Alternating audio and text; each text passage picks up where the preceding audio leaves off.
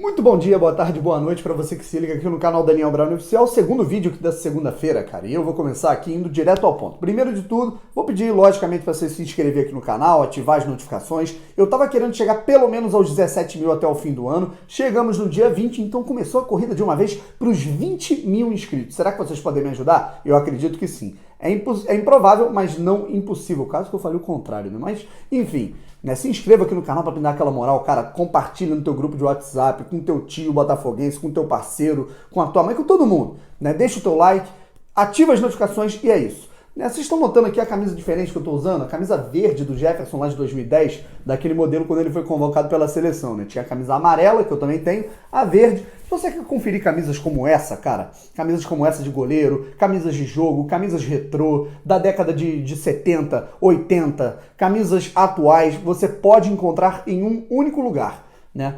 Nesse momento eu vou dar esse recado, rapaziada. Desculpem aqui, mas eu acho importante para a rapaziada que tá... né, a gente já sabe da dificuldade que tá para encontrar camisas do Botafogo, principalmente na loja oficial e tudo mais. Então é o seguinte, você quer um lugar para comprar a tua camisa? Últimos momentos desse perfil aqui. Não sei se vocês sabem, né? Para quem me acompanha há mais tempo, eu tenho uma loja junto com um amigo meu, o Gabriel, que é o Relíquias dos Esportes, né? E aí antes você tinha o Relíquias Tricolores, o Relíquias Alvinegras, do qual eu faço parte, Relíquias Cruz Maltinas, aí juntou, virou uma coisa só. Né? Só que agora, o que a gente está fazendo? Vão ser os últimos instantes desse perfil Relíquias Alvinegras, que tem 5 mil seguidores. Algumas pessoas ainda não sabem dessa situação que a gente está migrando aí para fazer uma loja geral aí, que foi a escolha do Gabriel.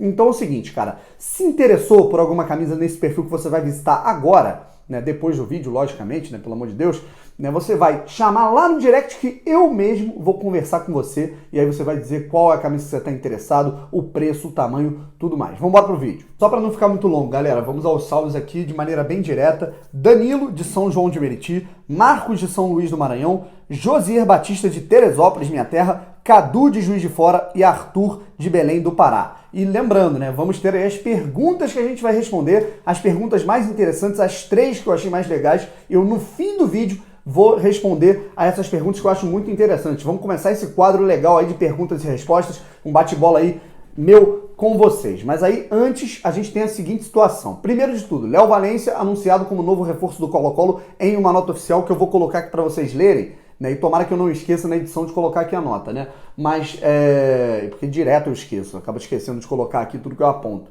Né? Mas o Colo-Colo anunciou que ele é um novo reforço da equipe chilena, então o Botafogo fica livre aí da situação pendente com o jogador. Né? Que bom que pelo menos isso se resolveu rápido. Uma pena o Botafogo não ter lucrado com esse atleta, como poderia ter lucrado 4 meses antes, caso aquela negociação com o próprio Colo-Colo de 6 milhões de reais tivesse se concretizado, acabou não acontecendo. O Botafogo só tomou prejuízo nessa história, tanto financeiro quanto técnico, porque o Léo Valência não rendeu aquilo que o Botafogo esperava. Por isso, o Botafogo tem que, que erro de português grotesco que eu comentei aqui agora. Quando o Botafogo fizer esse tipo de investimento, o Botafogo ele tem que investir barato. E é isso que está fazendo o Botafogo com Alexander Lecaros, né? Então, numa boa... O que você olhou para mim? Contratado. Eu sei. Isso que eu ia falar agora. Dê spoiler. O jovem peruano, jogador ponta esquerda, canhoto na extrema esquerda, que geralmente ao contrário, o jogador canhoto, pelo menos aqui no Brasil, joga na outra ponta, né? O jogador de uma perna, ele joga na ponta oposta, né? Mas enfim, né? O Alexander está contratado pelo Botafogo. O Botafogo acerta com o jogador, vai chegar para jogar pela equipe do Botafogo, não tem nenhuma pendência com o Real Garcilaso, o clube com o qual ele vem aí encerrando o seu contrato, não vai ser renovado, então ele chega de graça e com um salário ali com aproximadamente ali na casa dos 50 mil mensais, de acordo com algumas informações. Existe uma grande diferença dessa rapaziada aí que está reclamando, por exemplo, do Léo Valência, né? Um novo Léo Valência. Um novo Léo Valência que custa 6 vezes menos, né? Então, na minha opinião, vale muito. Né? Ao invés de você pegar pelo mesmo preço, por exemplo, um Vitor Rangel, que foi o que o Anderson Barros e o Gustavo Noronha fizeram no ano passado. Que aconteceu nesse ano, né? Eu já tô tão com a cabeça em 2020 que eu tô falando de 2019 tanto com o ano passado, né?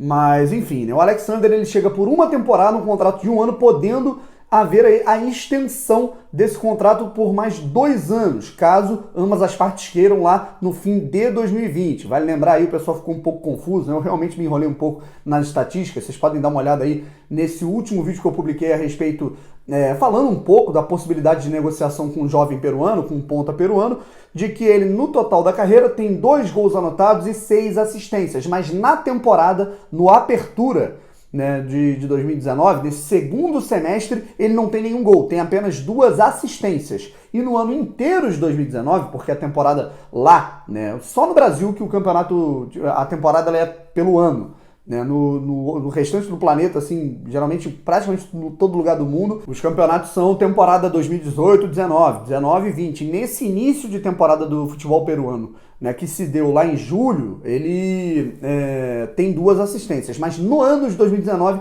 tem um golzinho anotado. Um pouco mais sobre a minha opinião a respeito do jogador, só você conferir tanto, né, as palavras que eu já acabei de falar aqui no vídeo, quanto no último vídeo, né, vamos dizer, o penúltimo vídeo que eu publiquei aí por volta das 2 da tarde dessa segunda-feira. Globoesporte.com também apura algumas informações a mais a respeito do Filipe Viseu, de que o Botafogo envia uma carta ao Udinese, esperando aí um retorno, uma resposta do clube italiano que detém aí os direitos os direitos econômicos, aí, o passe do Filipe Viseu, que pode pintar aí como reforço do Botafogo. Lembrando que a gente trouxe aqui no canal que o Atlético Paranaense também era um clube interessado e concorrente nessa negociação com o jogador revelado pelo Flamengo, e o Globo Esporte acabou dando aí nesse momento também. Enquanto a gente estava falando aqui, o Botafogo postou, agorinha mesmo, nas suas redes sociais, no Instagram, né, anunciando os reforços com a camisa do Botafogo. O Guilherme Santos, lateral esquerdo, que a gente tinha falado aqui no primeiro momento, né, alguns vídeos aí você vai poder, né, ter as informações sobre os jogadores, meus comentários. Pode maratonar e vendo tudo, hein, rapaziada? E também sobre o Juan Renato, novo zagueiro do Botafogo, vindo do Figueirense, zagueiro canhoto, para disputar a posição com o Canu. E o Guilherme Santos vem, a princípio, para ser titular do Botafogo, né, e para fazer, digamos, né, com que o Lucas Barros não se queime num momento em que talvez ele não esteja preparado para ser titular do Botafogo, com preparo, com adaptação, né, com uma coisa melhor e menos correria, numa correria menor do que foi o ano de 2019, o Lucas Barros pode sim melhorar o seu rendimento. E além disso, aí tem aí os detalhes aí para fechar a negociação com o peruano Alexander Lecaros e também com o Pedro Raul, centroavante vindo do Atlético Goianiense. Agora vamos responder as perguntas aí, galera. Pergunta número 1 é do Felipe Marques de Diadema, lá de São Paulo. Daniel, qual seria o seu ataque nesse momento para o Botafogo em 2020, visando essas novas contratações, as voltas de empréstimo, as pessoas que foram embora? Seguinte, né? Até esse momento, a gente está falando aqui por volta das 5h30 do dia 23 de dezembro, né? Então, até o momento, né, a gente não tem, né, a gente tem, por exemplo, o peruano acertando, né, mas eu não acho que o jogador peruano vai chegar com status para ser titular absoluto, e não temos ainda uma resposta exata do que vai acontecer em relação a Filipe Viseu. Se Filipe Viseu chegar no Botafogo, ele vai ser fatalmente o camisa 9 do Botafogo titular, né, pela qualidade técnica em relação aos demais, e sem contar com o Diego Souza também, que está com um futuro indefinido.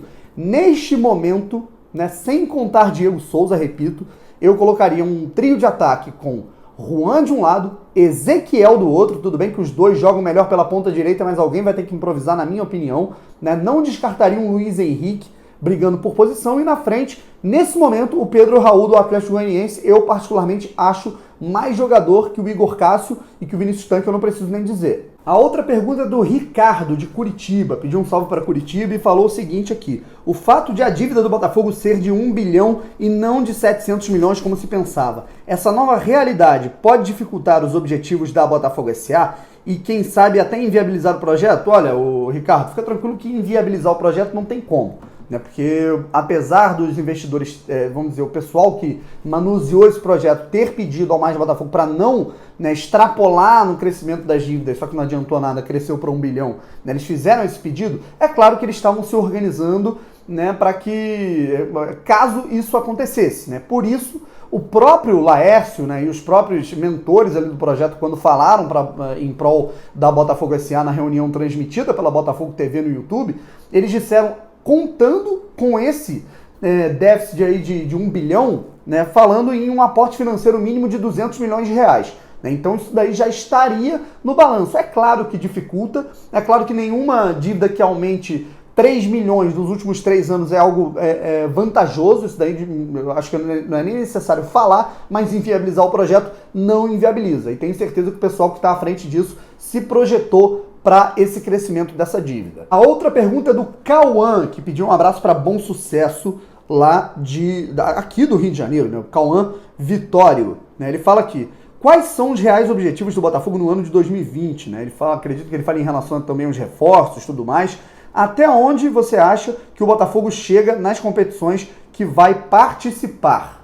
Né? Então mandou um abraço aqui, um abraço pro Cauã.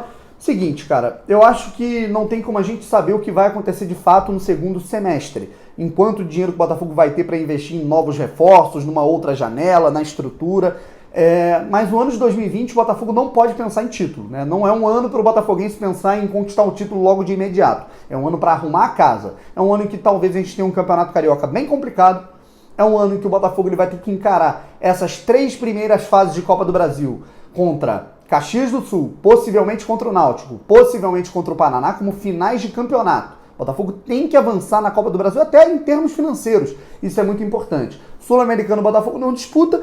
E acreditemos aí que o Botafogo venha a melhorar o seu plantel, né, com reforços, com investimento e com salários em dias, que é o mais importante, né, que o Botafogo tenha um Campeonato Brasileiro de 2020 digno. E aí, do meio para frente, do segundo semestre até o fim do ano, a gente vai saber se esse time vai ficar mais no meio da tabela ou se ele vai conseguir almejar ali, beliscar, vamos dizer, com salários em dia, dependendo dos reforços que vão vir daqui 6 meses, né? O mundo gira muito, a gente não sabe o que vai realmente acontecer. A gente vai saber se o Botafogo vai poder beliscar uma vaguinha em Libertadores e tudo mais. Mas nesse momento, cara, pés no chão. Pés no chão, e pelo menos essa diretoria do Botafogo está trabalhando. Não sei quais são as indicações, não sei quais são as pessoas que estão por trás dessas negociações, dessas contratações, mas o Botafogo está trabalhando no mercado alternativo. Buscou um jogador, um centroavante que se destacou no Atlético Goianiense com 23 anos. Buscou um jogador que teve uma situação de segurança, controle do vestiário, de 25 anos lá no Figueirense. Buscou um jogador habilidoso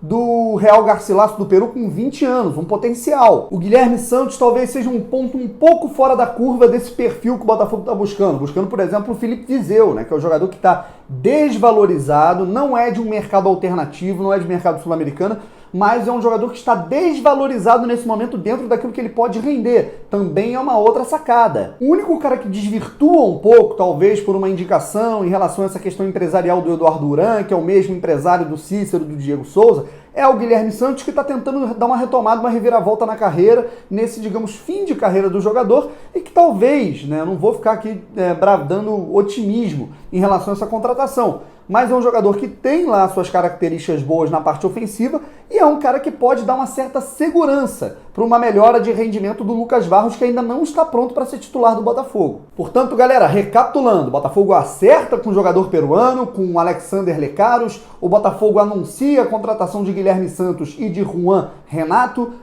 contratações que a gente sabe que são talvez tiros no escuro, mas são tiros no escuro com valores de mercado baixo, né? São jogadores que são novos, que são jovens e que o Botafogo não vai gastar muito dinheiro, não vai estar dando aquilo que não tem para contratar, para buscar esses reforços. Isso, na minha opinião, é um ponto positivo. Se eles vão render dentro de campo ou não, aí, meu amigo, é outra história. E isso vai muito também do potencial do próprio Botafogo. Então, rapaziada, é basicamente isso. Vamos ficando por aqui. Estão respondidas aí algumas questões. Se você quer a sua resposta aqui no canal, vocês fiquem ligados. É só mandar aqui o teu nome, a cidade de onde você está falando e a pergunta que você quer que eu responda aqui para você, que vai ser divertida essa interação, principalmente nesse fim de ano de 2019 e na projeção da entrada e da pré-temporada que acontecerá lá no China Park em 2020. No mais, muito obrigado pela participação de vocês, rapaziada. Se inscrevam no canal, ativem as notificações. Muito obrigado mesmo. Ficamos por aqui e para mais informações, fique ligado lá no Instagram, Brownifogo. Me siga lá que eu tô quase com uns 37 mil. Estamos querendo chegar aos 40 mil e eu chego lá complementando. Para quem não sabe, é no Instagram que eu complemento através dos stories os comentários que eu faço aqui no YouTube. Muito importante vocês ficarem ligados nos stories lá também. Um forte abraço, até a próxima. Fui!